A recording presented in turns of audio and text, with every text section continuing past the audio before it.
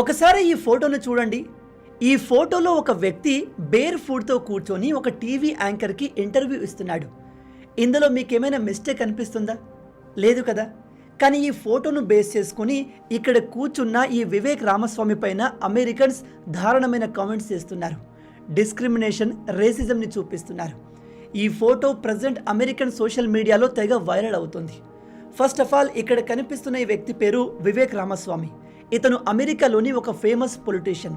ఇతను Donald Trump పార్టీకి చెందినవాడు. ప్రజెంట్ ఇతను అమెరికాలోని ఒహైయో స్టేట్ గవర్నమెంట్ పదవి కోసం పోటీ చేస్తున్నారు. అయితే ఇతను ఈ ఎలక్షన్ క్యాంపెయిన్లో భాగంగా ఒక టీవీ ఛానల్కి తన ఇంట్లో ఇంటర్వ్యూ ఇచ్చాడు. ఆ ఇంటర్వ్యూ ఫోటోనే ఇప్పుడు అమెరికన్ సోషల్ మీడియాలో వైరల్ అవుతుంది. ఇక్కడ వివేక్ రామస్వామి బేర్ ఫుడ్తో కూర్చోవడాన్ని అమెరికన్స్ క్రిటిసైజ్ చేస్తున్నారు. ఇతను థర్డ్ వరల్డ్కి చెందినవాడు, యాంటీ అమెరికన్, అన్సివిలైజ్డ్ అంటూ రకరకాలుగా ఇతన్ని టార్గెట్ చేసి క్రిటిసైజ్ చేస్తున్నారు. ఇలా ఒకరు ఇద్దరు కాదు, వేల మంది కామెంట్స్ చేస్తున్నారు. ప్రజెంట్ మన ఇండియన్ మీడియా ఈ న్యూస్ని ఇంతగా ఎందుకు కవర్ చేస్తుంది అంటే అమెరికాలో అలాగే అన్ని వెస్టర్న్ దేశాల్లో ఇండియన్స్ పట్ల రేసిజం రోజు రోజుకి పెరుగుతుంది. మన ఇండియన్స్ని కావాలనే కార్నర్ చేస్తున్నారు. మన వాళ్ళతో రూడ్గా బిహేవ్ చేస్తున్నారు. ఈ ఫోటో చూస్తే మీకు ఏదైనా మిస్టేక్ అనిపిస్తుందా? ఇతను తన సొంత ఇంట్లో బేర్ ఫుడ్తో చైర్ పైన కూర్చొని ఇంటర్వ్యూ ఇస్తున్నాడు. ఇందులో మిస్టేక్ ఏముంది? కానీ అమెరికన్స్కి ఇది నచ్చలేదు. దాంతో ఇతన్ని రకరకాలుగా తిడుతూ క్రిటిసైజ్ చేస్తున్నారు, రేసిజం చూపిస్తున్నారు. ఇక్కడ మనకు క్లియర్గా అర్థమయ్యేది ఏమిటంటే అమెరికన్స్కి మనల్ని టార్గెట్ చేయడానికి ఏదో ఒక రీజన్ కావాలి. ఏదో ఒక పాయింట్ పట్టుకొని లేదా ఒకదాన్ని క్రియేట్ చేసి ఇండియన్స్ని క్రిటిసైజ్ చేయడం వాళ్ళ మెయిన్ ఎజెండా లాగా మారింది. అమెరికా, కెనడా, న్యూజిలాండ్ ఇంకా చాలా దేశాల్లో ఇండియన్స్ పైన రేసిజం విపరీతంగా పెరుగుతుంది. మీరు ఇక్కడ ఆర్టికల్లో చూడవచ్చు. మన భారత యువకుడు అమెరికాలోని పెద్ద కంపెనీలో పనిచేసి తిరిగి ఇండియాకు వచ్చేసాడు.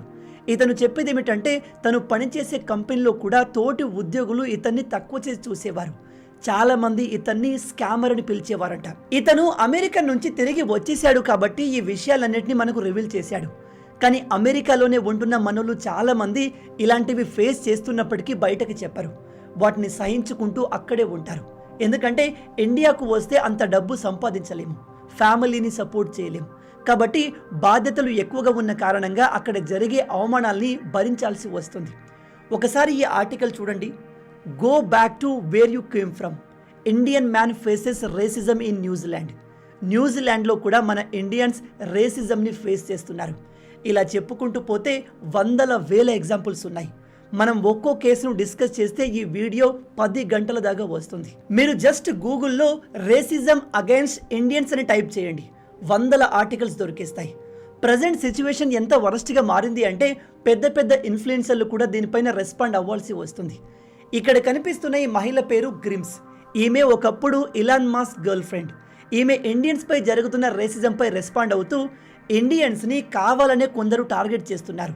నా స్టెప్ డాడ్ కూడా ఒక ఇండియన్. అతను నన్ను చాలా బాగా చూసుకున్నాడు. ఇండియన్ కల్చర్ మన వెస్టర్న్ కల్చర్తో చాలా ఈజీగా కలిసిపోతుంది. అనవసరంగా ఇలా ఇండియన్స్ని టార్గెట్ చేయడం కరెక్ట్ కాదు. ఇది కొందరు కావాలనే చేస్తున్న ప్రాపగండా అని చెప్తుంది. నాకు ఇక్కడ షాకింగ్ అనిపించిన విషయం ఏమిటంటే మన ఇండియన్స్పై జరుగుతున్న ఈ డిస్క్రిమినేషన్కి అగెన్స్ట్గా అమెరికన్ ఇన్ఫ్లుయెన్సర్లు, ఇతర వెస్టర్న్ దేశాల ఇన్ఫ్లుయెన్సర్లు మాట్లాడుతున్నారు.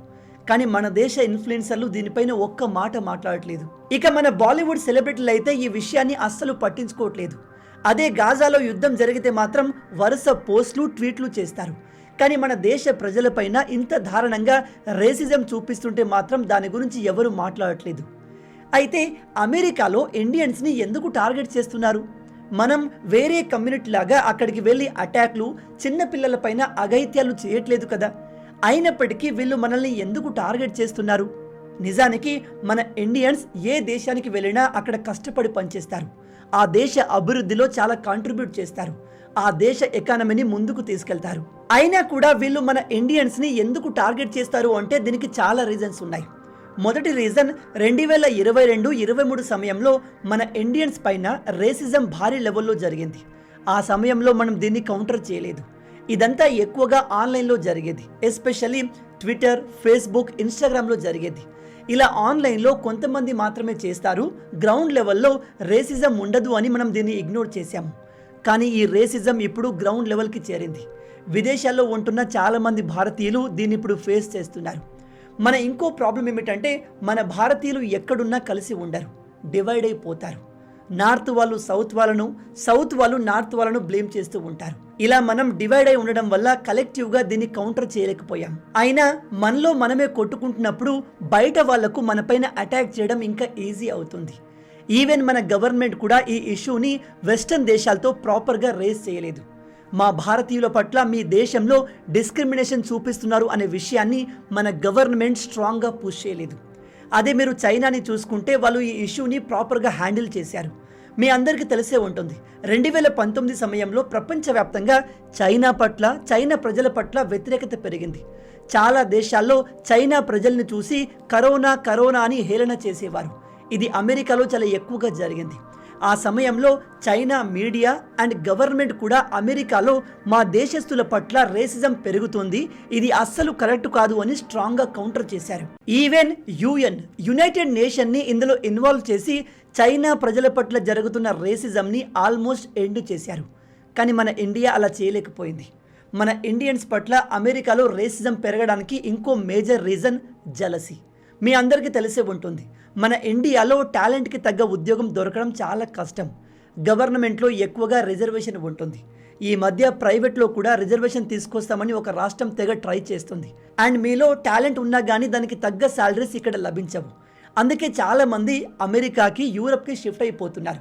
అక్కడ మన వాళ్ళు ఎంతో కష్టపడి పెద్ద పెద్ద పొజిషన్కి చేరుకున్నారు. మన దేశం నుంచి టాలెంటెడ్ పీపుల్స్ వెస్టర్న్ దేశాలకు వెళ్ళి సూపర్ సక్సెస్ అయ్యారు. ఆ దేశాల్లో హై పేయింగ్ జాబ్ చేసే వాళ్ళలో మన ఇండియన్స్ టాప్లో ఉన్నారు. దాంతో అక్కడి ప్రజలు ఈ ఇండియన్స్ మా దేశానికి వచ్చి మా ఉద్యోగాల్ని లాగేసుకుంటున్నారు అనే ఇన్సెక్యూరిటీలో పడిపోయారు. అందుకే వాళ్ళు జలసీతో ఇండియన్స్ని కావాలనే టార్గెట్ చేస్తున్నారు. షాకింగ్ విషయం ఏమిటంటే టర్కీ అండ్ సిరియాకు చెందిన కొన్ని ఇస్లామిక్ గ్యాంగ్స్ అమెరికాలో కావాలని ఇండియాకి అగెన్స్ట్గా కొన్ని ఫేక్ స్టోరీస్ని స్ప్రెడ్ చేస్తున్నారు. వీళ్ళు చెప్పే మేజర్ స్టోరీ ఏమిటంటే మయన్మార్లో ఇండియన్ బిజినెస్ మ్యాన్లు ఎక్కువగా స్ప్రెడ్ అయి అక్కడి బిజినెస్ మొత్తాన్ని కంట్రోల్ చేసేవారు. దాంతో మయన్మార్ లోకల్స్ గవర్నమెంట్ పైన ప్రెజర్ పెంచడంతో అక్కడి ప్రభుత్వం ఇండియన్స్ అందరినీ తిరిగి పంపించేసింది అని ఫేక్ స్టోరీని వీళ్ళు అమెరికాలో ఎక్కువగా స్ప్రెడ్ చేస్తున్నారు. వీటి వల్ల అమెరికాలోని స్థానికులు ఇండియన్స్ని ఎక్కువగా హేట్ చేయడం మొదలుపెట్టారు. అలాగే వెస్టర్న్ దేశాల్లో ఇండియన్స్ చాలా పవర్ఫుల్గా మారుతున్నారు. మీరు పాలిటిక్స్లో చూసుకున్నా, హై పెయిడ్ జాబ్స్లో చూసుకున్నా, పవర్ఫుల్ పొజిషన్స్ అన్నిట్లో ఇండియన్సే ఉంటున్నారు. ఉదాహరణకి గూగుల్, మైక్రోసాఫ్ట్ ఇంకా చాలా పెద్ద పెద్ద కంపెనీస్ని ఇండియన్సే లీడ్ చేస్తున్నారు. ఈవెన్ ఇప్పుడు అమెరికాకు ఎన్నికైన FBI డైరెక్టర్ కూడా ఇండియన్ ఆరిజిన్కి చెందినవాడే. ఇలా అన్ని విధాల అమెరికాలో ఇండియన్స్ తమ డామినేషన్ చూపిస్తున్నారు అంటూ కొన్ని గ్యాంగ్స్ స్థానికుల్ని రెచ్చగొట్టే ప్రయత్నం చేస్తున్నాయి. దీనివల్ల విదేశాల్లో ఉంటున్న ఆల్మోస్ట్ అందరూ ఇండియన్స్ రేసిజంని ఫేస్ చేస్తున్నారు. మీరు ఇక్కడ అమెరికాకు చెందిన న్యూస్ ఆర్టికల్ని చూస్తే 2021లో దాదాపు 50% ఇండియన్స్ అమెరికాలో డిస్క్రిమినేషన్ని ఫేస్ చేస్తారు అని చెప్తుంది. అదే 2025లో చూసుకుంటే ఈ పర్సంటేజ్ 80 to 90% వరకు ఉంటుంది. అంటే ఆల్మోస్ట్ ప్రతి ఇండియన్ అక్కడ రేసిజంని ఫేస్ చేసి ఉంటారు. ప్రజెంట్ అమెరికాలోని కొన్ని గ్యాంగ్స్ ఏ ఇండియన్ అయితే డెవలప్ అవుతున్నాడో, ఏ ఇండియన్ అయితే పవర్ఫుల్గా మారుతున్నాడో వాళ్ళని టార్గెట్ చేయడం మొదలుపెట్టారు. అందుకే ఇప్పుడు వీళ్ళ టార్గెట్ ఈ వివేక్ రామస్వామి అయ్యాడు. ఉదాహరణకి ఇక్కడ కనిపిస్తున్న ఈ పోస్ట్ని చూడండి. వివేక్ రామస్వామి తన ఇంట్లోకి ఎవరినైనా డిన్నర్కి పిలిస్తే ఈ విధంగా ఫుడ్ ప్రిపేర్ చేస్తాడు అంటూ రేసిస్ట్ పోస్టులు చేస్తున్నారు. ఇలాంటి పోస్టులు ఇంకా చాలా ఉన్నాయి. ఇక్కడ నేను మీకు ఇంకో విషయం చెప్పాలి. అమెరికాలో అందరూ ఇలాగే ఉండరు. చాలామంది ఇండియన్స్ని ఇష్టపడే వాళ్ళు కూడా ఉంటారు. ఉదాహరణకి స్వయంగా అమెరికా ప్రెసిడెంట్ డొనాల్డ్ ట్రంప్, ఇతను మన ఇండియన్స్ని ఫుల్గా సపోర్ట్ చేస్తాడు. ఇతను మన వివేక్ రామస్వామిని దగ్గరుండి మరి సపోర్ట్ చేశాడు. ఓహియో స్టేట్లో ఎలక్షన్ జరుగుతున్నాయి కాబట్టి ట్రంప్ అక్కడి ప్రజలకు, తన ఫాలోవర్స్కి వివేక్ రామస్వామికి ఓటేయాల్సిందిగా ప్రచారం కూడా చేశాడు. నాకు తెలిసి ట్రంప్ రేసిజం చూపించే వ్యక్తి కాదు. ఎందుకంటే present FBI director Kash Patel and అన్ని సీక్రెట్ సర్వీస్కి హెడ్ అయిన తులసి గ్యాబర్డ్ని ఇతను ఫుల్గా సపోర్ట్ చేస్తాడు. కానీ ట్రంప్ను ఫాలో అయ్యే కొందరు, ట్రంప్ని సపోర్ట్ చేసే వాళ్ళే మన ఇండియన్స్ పట్ల రేసిజం చూపిస్తున్నారు. బహుశా మనం వాళ్ళకంటే బెటర్గా ఉన్నాము, వాళ్ళను మించి ఎదుగుతున్నామనే జలసితో వీళ్ళు ఇలా చేస్తారు కావచ్చు. అందుకే సోషల్ మీడియాలో అండ్ గవర్నమెంట్ లెవెల్లో కూడా మన ఇండియా అమెరికన్స్ చూపిస్తున్న రేసిజంని కౌంటర్ చేయాల్సిన సమయం వచ్చింది.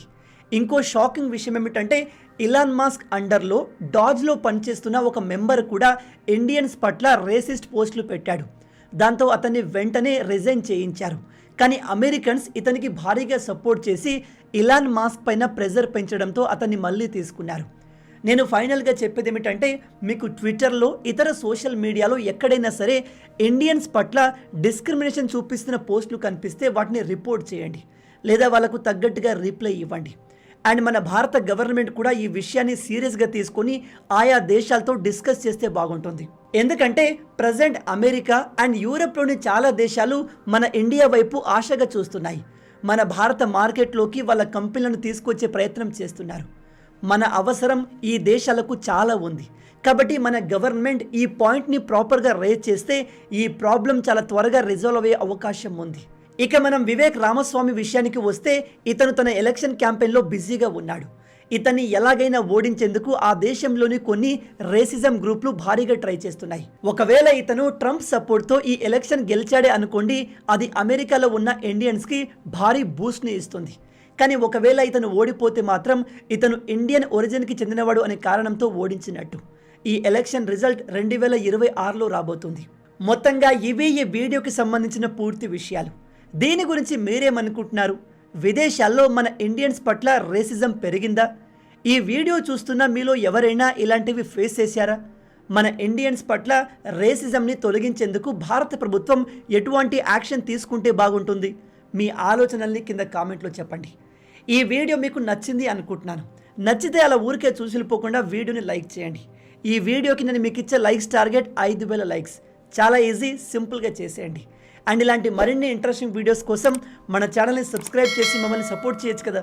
ఇది మీకు కంప్లీట్లీ ఫ్రీ. కానీ మీరు చేసే ప్రతి ఒక్క లైక్ అండ్ సబ్స్క్రిప్షన్ మాకు మరిన్ని వీడియోస్ చేయడానికి ఒక మోటివేషన్లా ఉంటుంది. కాబట్టి వీడియోని లైక్ చేసి ఛానల్ని సబ్స్క్రైబ్ చేయడం మర్చిపోవద్దు.